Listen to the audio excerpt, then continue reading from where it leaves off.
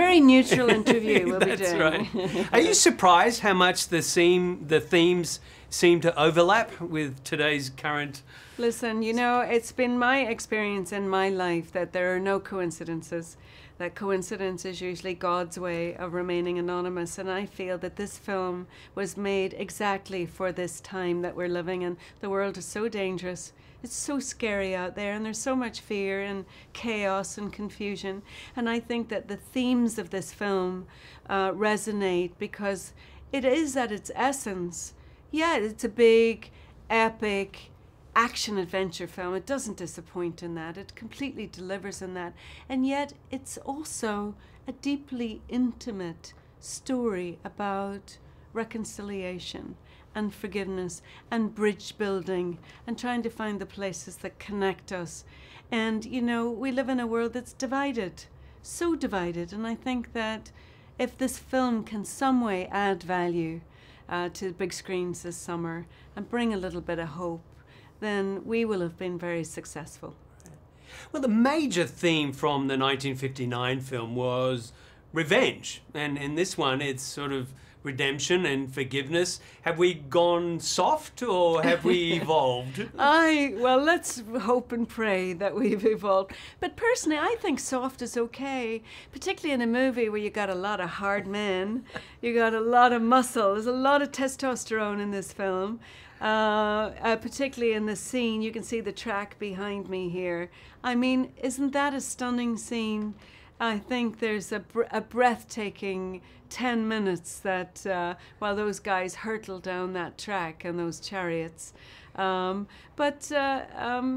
think it's a film that's needed now more than ever. Now, again, the 1959 Ben-Hur is kind of sacrosanct. How great was the trepidation taking on this title again? Let's just say when we were first asked that there was an initial freak out moment, we might have been only freaked out a bit more if they'd asked us to get involved with a redo of Gone with the Wind or something. But, you know, this first century world is familiar to my husband, Mark Burnett, and myself. We have engaged now in 3 or 4 projects dealing at this time in history and with the themes of redemption, stories of faith. And so we're very comfortable in this space.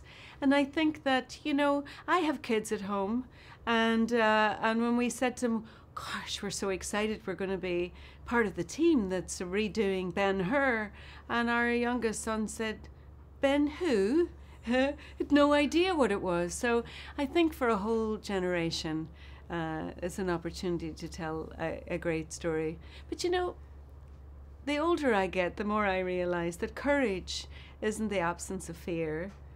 Courage is having fear, but you move forward anyway. And we had a great team working on this film. Nothing happens alone, right? It takes a village with the very best, the best of the best working on this. And, you know, that's what makes it so stunning. Well, speaking of courage, in Hollywood, being someone with conservative and religious values, that's real courage. How do you survive in this city? You know, with those values? Yeah, listen, I couldn't survive in this city without those values. Are you kidding me? But I think that, you know, there's a perception, I think, that people of faith are like, you know, are all little old church ladies or something. You know, I mean, people of faith are cool too. You know, they're everywhere. We're everywhere. There are people who believe everywhere. And I think that, and people who don't share my faith have nothing but respect for me, that I would speak out for what's important to me. And, you know, it's, there are good people everywhere doing good things. Right. I was going to suggest, if you put the head of Rodrigo Santoro on the body of Jesus, you may have a lot more converts to Christianity. Oh, isn't he just gorgeous? Huh? I mean, I hadn't really noticed that myself, how gorgeous he is. But and his gorgeousness is equaled only by how nice he is. He's a lovely, lovely man. He approached the role of Jesus so thoughtfully, so respectfully, and wanting to bring like a humanity to the role, a grit. a strength.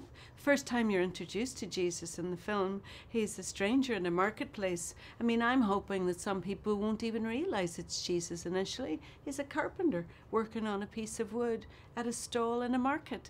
And it isn't until he starts speaking, and speaking of, loving each other and, these big, broad themes, big thoughts, that you start to realize, wait a minute, who is this guy?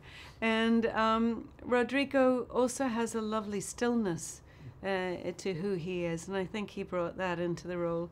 But if anybody that remembers the 1959 movie, Jesus was a presence, but you never actually got to see his face, That was something we wanted to change. And he's gorgeous. Yeah. But did you mention that?